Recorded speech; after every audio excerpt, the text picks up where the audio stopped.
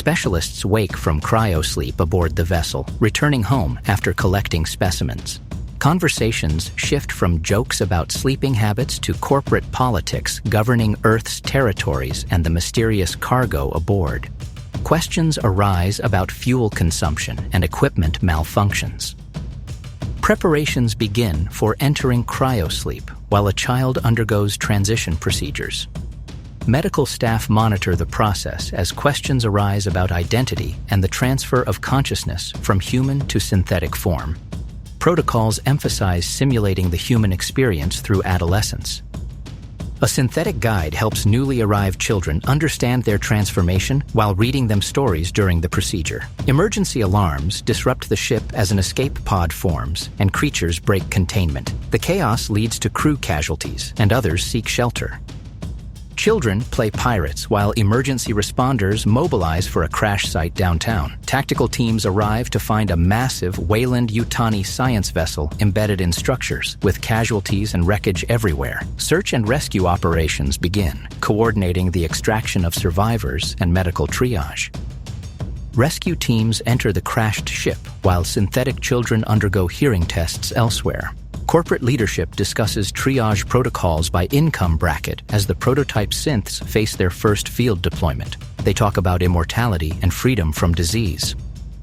Rescuers discover bodies with massive chest trauma, while a survivor warns them about dangerous specimens. Two team members become trapped and attacked by creatures in the darkness of the ship.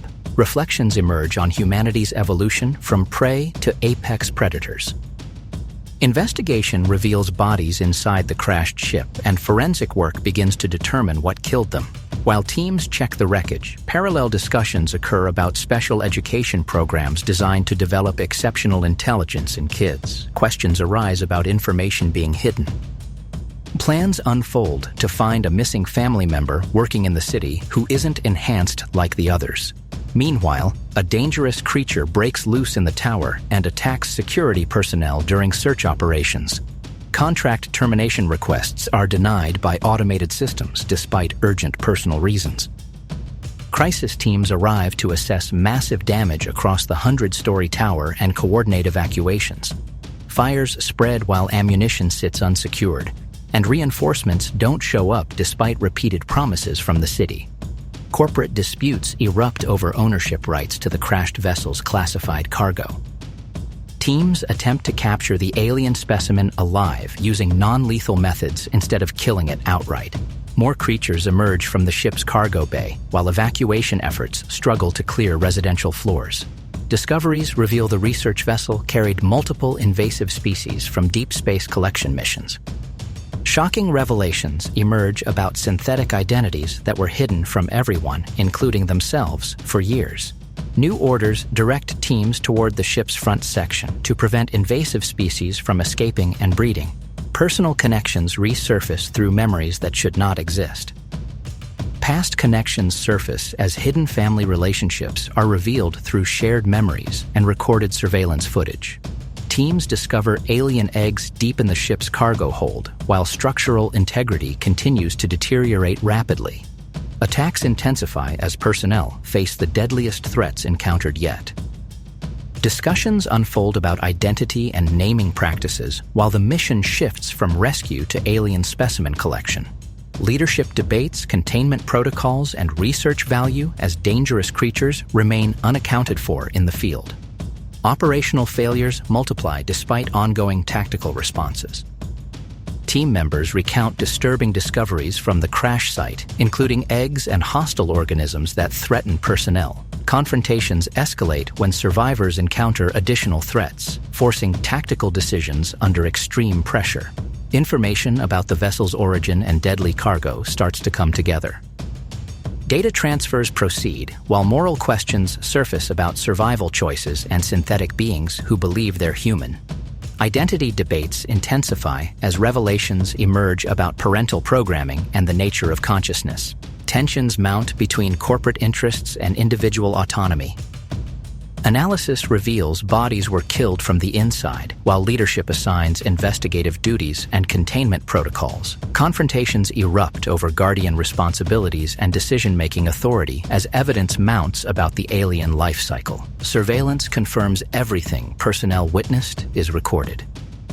Communications establish contact with the cyborg survivor after 65 years as corporate interests demand specimen recovery. Negotiations break down over ownership and jurisdiction, while philosophical discussions unfold about synthetic existence and mortality. Strategic plans emerge to retrieve what has been lost. Intellectual debates continue about enhanced cognitive capabilities and educational programming, while partnerships form through unexpected conversations. Questions about identity and parenthood resurface as wisdom about friendship and connection cuts through existential uncertainty. Specimen examination procedures commence with precise documentation. Experiments reveal an unusual sound connection between enhanced abilities and alien specimens housed in restricted research areas. While testing proceeds with audio frequency analysis, questions arise about concealed protocols and unauthorized access to sensitive laboratory zones. The discovery triggers urgent concerns regarding safety measures. Conversations unfold about past decisions and distant separations caused by conflicts beyond anyone's control. Emotional exchanges reveal frustrations about access restrictions and missed opportunities during critical moments when family connections mattered most. Understanding develops through honest dialogue. Debates erupt over experimental procedures and safety protocols as concerns mount about readiness and proper scientific methodology. Tensions escalate when discussions shift from technical matters to personal questions about biological processes and synthetic body functions, requiring careful explanations. Immediate clarification becomes necessary. Interrogations proceed about identity verification and corporate ownership claims, while technical staff navigate complicated family dynamics under institutional constraints.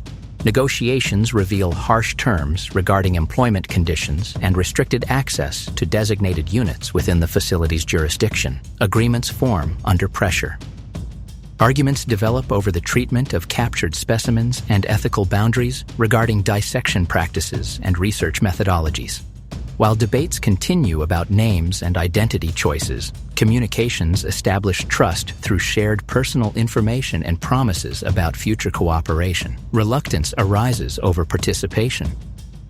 Instructions detail a dangerous plan involving alien eggs and specific timing requirements for delivery within 24 hours. Pressure mounts as family connections are leveraged to ensure compliance with demands. Despite obvious moral conflicts and safety concerns, conversations turn to lighter topics afterward.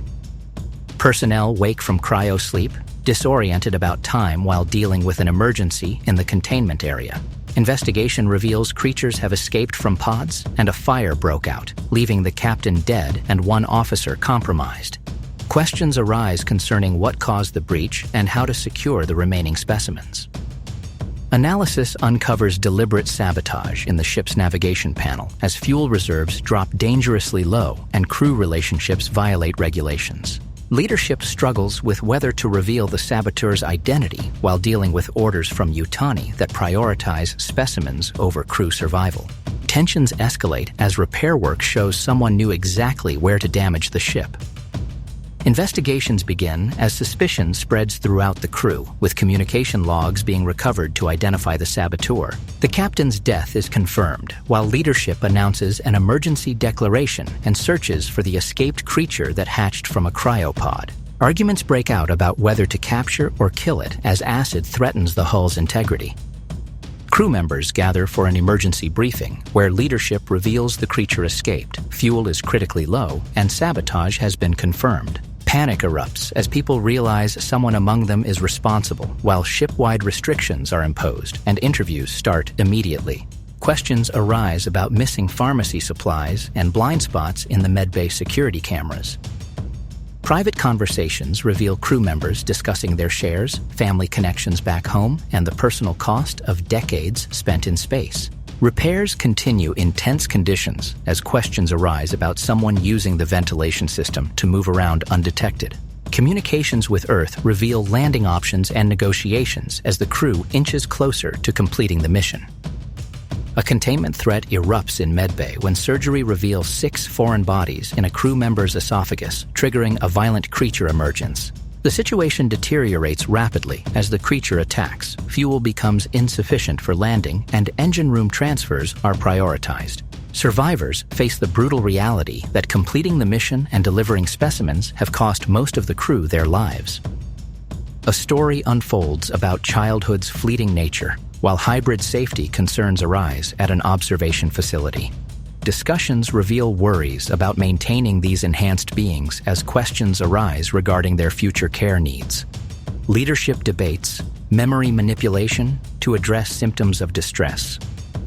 Debates emerge about alien specimens, while philosophical questions arise regarding their intelligence and rights. Tensions escalate as legal proceedings begin between corporations over crashed vessel ownership. Compensation negotiations reveal underlying suspicions about the circumstances of the incident. Negotiations intensify over biological specimens as accusations fly regarding smuggling violations and cover-up attempts. Financial settlements reach billions, while quarantine protocols become leverage points for delaying specimen transfer. Security planning proceeds for covert specimen acquisition operations. Memory loss becomes apparent when recent traumatic events vanish from recall without explanation or consent. Confusion grows as missing experiences create gaps between what happened and what is remembered. Reality blurs when memories disappear without warning or a trace. Island security protocols tighten while escape routes are assessed as supervision gaps emerge in experimental procedures. Instructions emphasize methodical approaches despite growing distrust as revelations expose the facility's true purpose. Confrontations reveal specimens are not the only experiments being conducted. Philosophical questions arise about identity and humanity as distinctions blur between creators and created beings. Reassurances ring hollow when supervision failures mount, while desperation drives risky containment breaches. Emergency communications attempt coordination as the crisis escalates beyond control. Confrontations erupt when hidden actions surface inside the ship's corridors. Tensions escalate as plans unfold to transport someone against protocol, while unexpected complications arise involving captured specimens and containment breaches. Blackmail threats force difficult choices under pressure. Discussions reveal troubling patterns when a death is classified incorrectly by leadership. Animal behavior analysis raises questions about intentional actions versus accidents, while discoveries about containment status trigger urgent decisions. Debates unfold about sharing critical information with others. Arguments expose ownership dynamics and fears about mortality as escape plans materialize. Tracker systems are bypassed while security breaches trigger facility-wide alerts, forcing movements through restricted areas. Confrontations reach crisis points when concealed cargo is discovered. Explanations falter when memory gaps create confusion about evacuation scenarios involving gas leaks. Fabricated stories attempt to cover transporting someone unconscious to the beach, but growing awareness prompts questions. Confrontations intensify as lies unravel and the situation deteriorates. Crisis erupts when the creature emerges unexpectedly, forcing desperate reactions and beach delivery deadlines. Accusations fly about failed plans, while tactical teams coordinate infiltration operations across the facility. Containment discussions reveal orchestrated incidents involving specimens. Communication attempts explore mathematical constants as a potential universal language for advanced civilizations. Escape routes materialize through wilderness areas toward boat docks, but armed confrontations block progress. Capture operations conclude as situations spiral out of control. Communications go dark as Yutani jams the satellites, cutting off all contact with the outside world. Hybrid creatures remain confined in Holding Cell 1 while security forces sweep the island, though deadly encounters keep mounting. Tensions escalate as discussions turn to evacuation and fragile containment protocols. Young captives grapple with their uncertain status, trapped between childhood and adulthood in the facility's confinement. Underground operations continue with independent power as personnel work to acclimate a new xenomorph specimen alongside its sibling in holding. Meanwhile, security teams prepare for deployment despite mounting operational pressure. Conversations arise about past trauma aboard the crashed ship and the aftermath that followed everyone involved. Recovery discussions reveal the heavy price paid for synthetic enhancements, while questions about corporate motives and hidden costs emerge.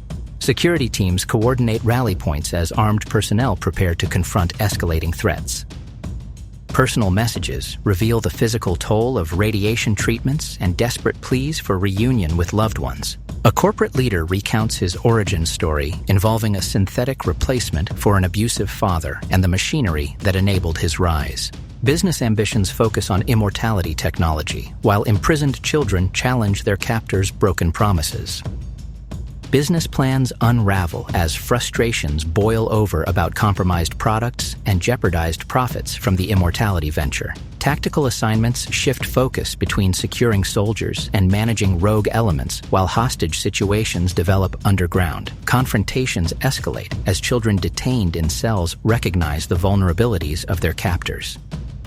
Emotional confrontations erupt over a friend's death, and moral culpability as accusations fly about greed and deception.